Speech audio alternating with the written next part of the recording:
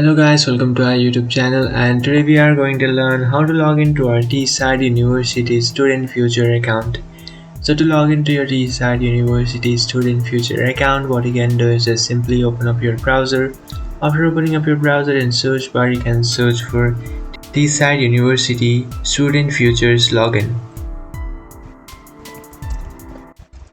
And after searching for that, you just have to tap on this first option, which is on Teesside University Futures. And from there, now you can log into your account by just tapping on this first one, which says Student Sign In. And again, tap on Sign In. Now you just have to enter your account's email address. After entering your account's email address, just tap on Next. After tapping on Next, now what you have to do is just enter your account's password. After entering your account's password, you just have to tap on Sign In, and by tapping on Sign In, you'll successfully sign into your account. But if you have forgotten your account's password, then what you can do is just tap on Forgot Password, and after tapping on Forgot Password, you can easily reset or recover your account's password by creating a new one.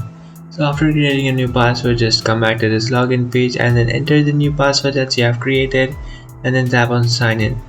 And after tapping on Sign In, you'll successfully sign into your account.